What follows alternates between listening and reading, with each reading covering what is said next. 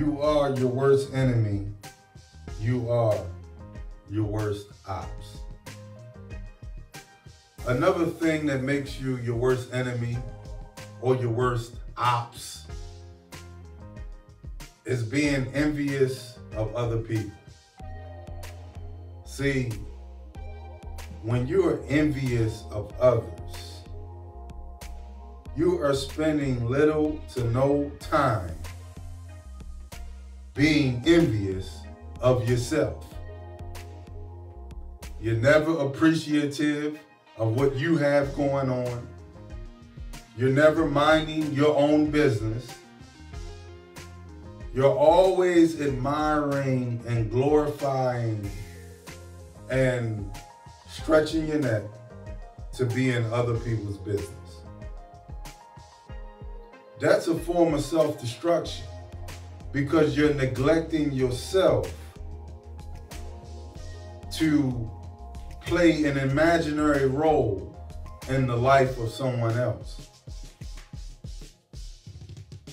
So when we do this and we become victimized by self-destruction because we're so envious of others, envious of what somebody else is doing to the point we can't even appreciate what you have or what we have going on in our own lives, then eventually we start finding ways to destroy ourselves. Now, why do we find ways to destroy ourselves? Because it happens by default. Now, somebody asks, what do I mean by this? And if you have a family member who's gang affiliated or in street activity and they not playing by the rules and they in the house with you, and you ought to shake them and say, hey, look, come check this out. Because by default, people who are envious of other people and not appreciative of their own selves, here's what happens. Other people's accomplishments will become your own inadequacies. That's the mentality you will develop. You won't have the mind or the spirit to be congratulatory because you'll become a hater. You'll think that because they were able to accomplish something in a certain area of their life and you haven't accomplished what they accomplished, then you're less of a person than they are. But what God has designed for their life is not the blueprint for your life. But you won't know that until you take time out to focus on you more than you focusing on everybody else. These are the kind of things that make you your own worst enemy and your own worst ops. So when we're looking at these people who are in these streets and in these gangs and are affiliated, they're constantly looking at what somebody else is doing. They're constantly in pseudo competition. Oh, he ain't got more bands than me.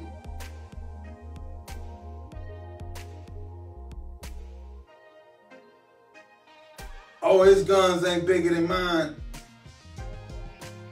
Oh, my girl look better than his.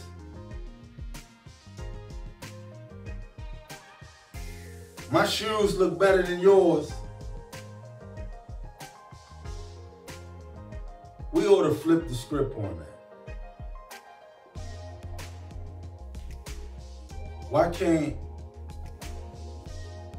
they have a nice pair of shoes and you have a nice pair of shoes too? Why can't we respect the fact that we both got guns? This is the reality of it. Not my gun is bigger than yours. It's the fact that you got a gun. Let's respect that first. Because the bullet don't care what caliber it is when it penetrates the body.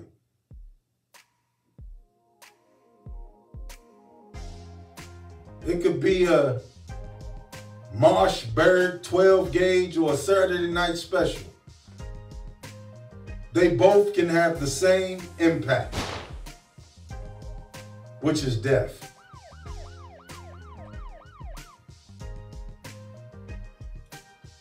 Looking at other people's accomplishments as your own inadequacies is an appetite for destruction. Young people, stop trying to acquire what somebody else has and just get what's yours. Be happy about what's yours. We all would love to have a Bentley. We all would love it. We all would love a Maybach. We all would love a Rolls Royce, a McLaren. We all would love these things. But I've learned that all of those things are designed for one purpose only. To get you from point A to point B. So don't look down on yourself because you got a BMW, so you want to go kill the person who got a Maybach because it's cramping your style. It becomes your inadequacy. How about you can show up at the same event that they showing up at because your car takes gas and it gets you from A to B? How about that? Don't become your worst enemy. Don't become your worst ops. Ops. The last thing when dealing with your worst enemy and your worst ops is people, and this is whether you're in the streets, gang affiliated, or you're an upstanding citizen that just wants to go to work all day, but you can be nosy, you can be just, you know, a pest, you know. Just because you don't get in trouble doesn't mean your doo-doo don't stink. Let me put it that way. Here's one thing that can make you become your worst enemy, and for the people in the streets, your worst ops. For all my young people out there. Here's one thing. Constantly worrying about what other people are doing and what other people think.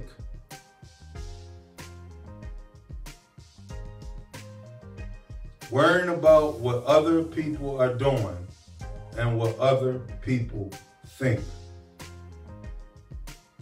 I personally do not care what other people think about me.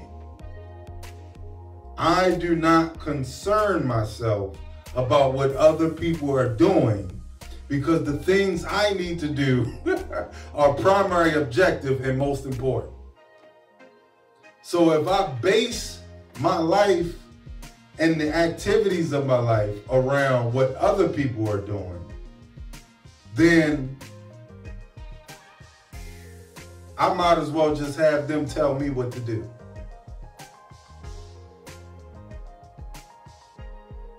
Constantly worrying about what other people think and what other people are doing is an appetite for destruction.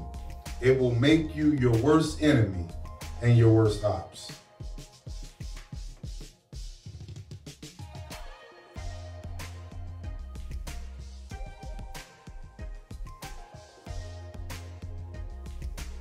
lot of situations has transpired over the years concerning people being worried about what other people think and what other people are doing.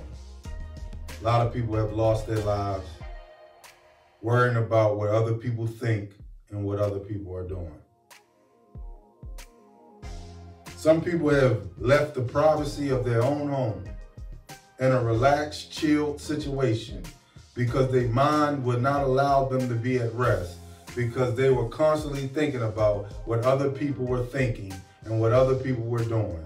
And they left the house to follow these thoughts and ended up never returning back home, but laying in somebody's grave. These things make you become your worst ops.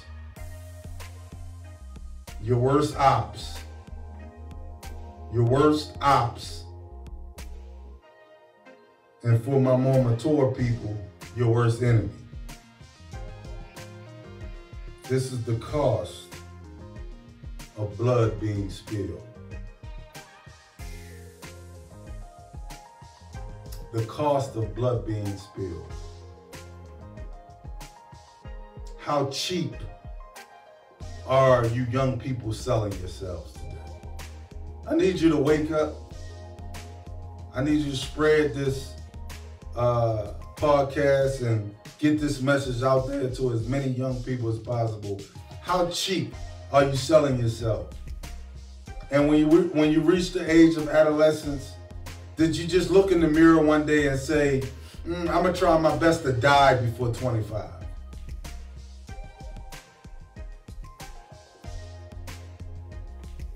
I'll let you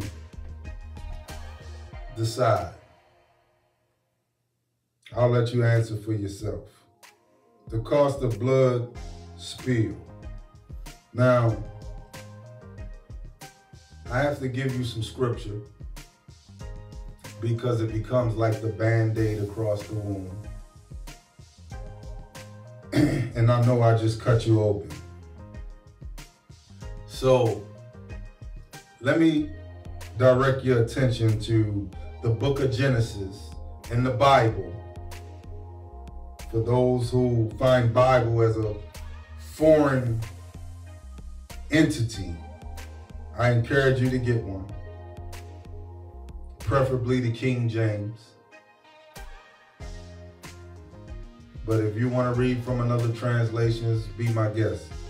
But Genesis, the chapter of Genesis, chapter 4, verse 10 says, and he said, what have you done? The voice of your brother's blood cries unto me from the ground.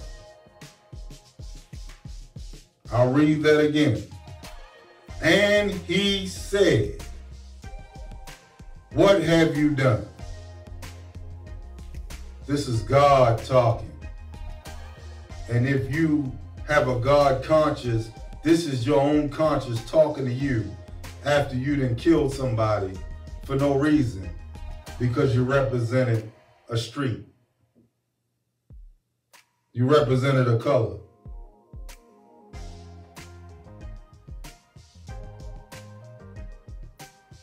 What have you done?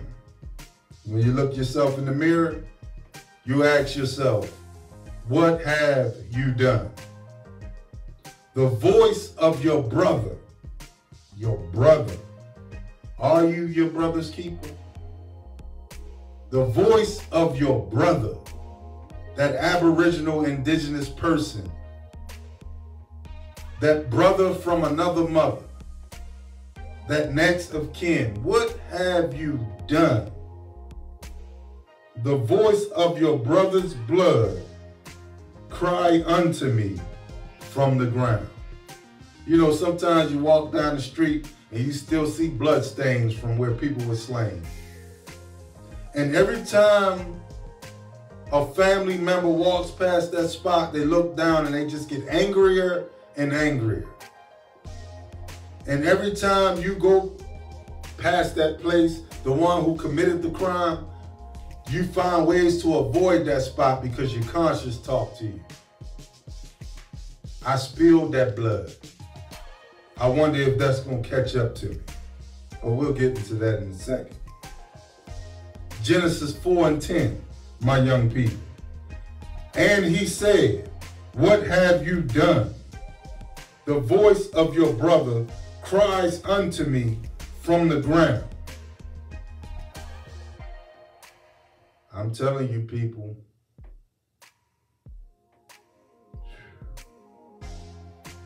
every family member feels when a family member's blood gets spilled. When it's due to gang violence or street activity.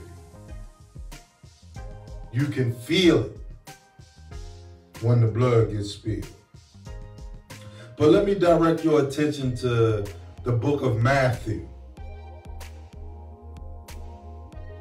And this is in the same Bible, Matthew chapter 26, verse 52. Then Jesus said unto him, put up your sword into its place. For all you who live by the sword will die by the sword. See, we got to understand self-defense is one thing. But when you're trying to be the OK Corral, I'm going to tell you like this, you better be the fastest gunslinger in town. And you better have your head on a swivel. Because guns can come from all directions. Jesus said, put your gun away. For those who live by the gun will also die by the gun. Now, I don't have to elaborate on that because the proof is already in the pudding. People are getting killed daily. Anybody want to disagree with that? I'm open for a discussion. Please come, let us reason together. When someone gets shot, there are people who are going to shoot the one who has done the shooting. Unless you go in hiding somewhere and you escape the wrath, there's one angry vessel that just can't let it ride. Because this isn't self-defense. This is a senseless killing. The cost of blood being spilled, it seems like free. And that's a problem. So will you choose life or will you choose genocide? I hope by the end of this, and as you grow up, Lord willing, if you're able to grow up, because nobody is promised tomorrow. Yesterday is history, tomorrow is a mystery. Today is sufficient enough. So I hope and I pray that you choose life today. Now let me direct your attention to the book of John, and shortly after I'm going to conclude this segment. But in John chapter 10, verse 10, it makes it very clear. And see, the scripture is not man's law. It's also universal law, more importantly. So things like this is universal law. The kind of scriptures that I'm reading to you right now, this is a universal law. This isn't a Mosaic law or a ethical or moral law. This isn't man's law. This is universal. This is genetic. This is innately in a person. So we need to be mindful of this It's not that the fact that people want to be mean, it's just people react to certain actions. Every action merits a reaction. So I said in the beginning that violence begots violence. I mean, violence will bring more violence, and it will continue. It'll be like an evolving door, a never-ending cycle. So this is universal law, these scriptures that I'm reading. So the book of John, chapter 10, verse 10 says, the thief, talking about the criminal, comes to steal, kill, and destroy. So in the beginning of this podcast, I brought to your attention that the powers that be will classify those who are involved in street activity and gang affiliation as being a criminal. So when it's dealing with the thief in the scripture, it's talking about criminal activity. And what are the activities that comes along with the criminal? It tells you right here. They come to steal, kill, and destroy. But that's the conjunction. And this is the light in the dark tunnel. This is the silver lining through the dark cloud. But I come that you may have life and have it more abundantly. I come.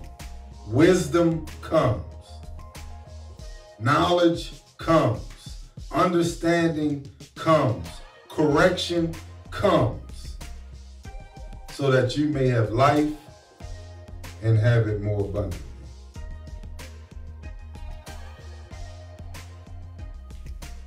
When you choose genocide over life, your legacy looks real bad, and your money is only someone else's. So on that note, I will say this to the people out there. Value your life more.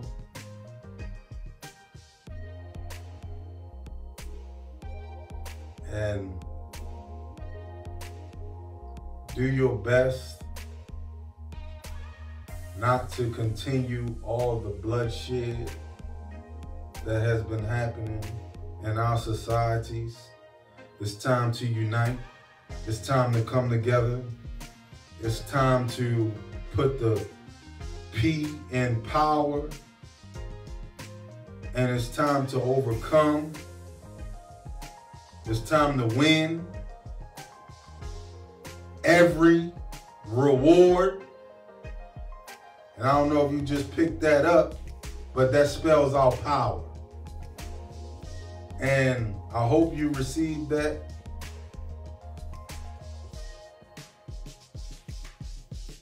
I'm tired of seeing our young people, just losing their lives at these young ages over senseless activity and false beliefs and,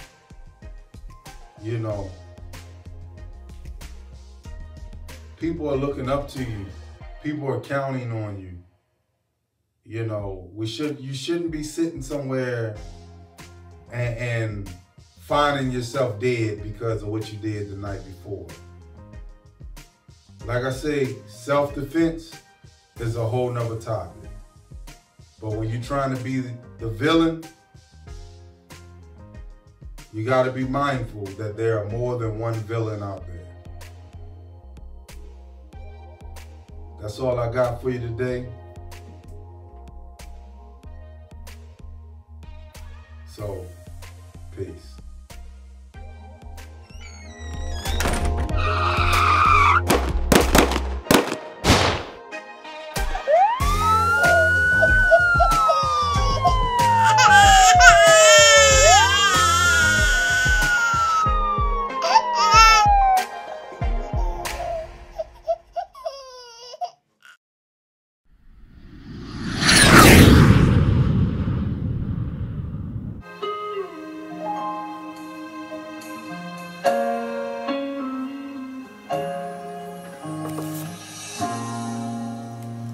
alone in a room. It's just me and you. I feel so lost, 'cause I don't know what to do.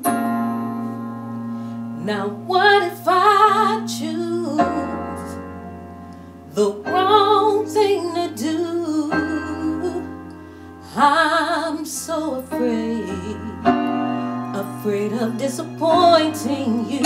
So I need to talk to you and ask you for your guidance, especially today when my life is so cloudy.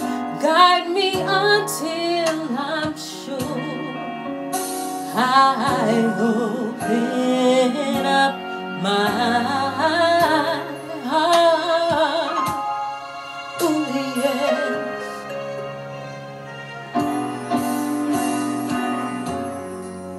My hopes and dreams are fading fast. I'm all burned out, and I don't think my strength's gonna last. So I'm crying out to you, Lord. I know you're the only one who is able to pull me through. So I know I need to talk to you and ask you for your guidance,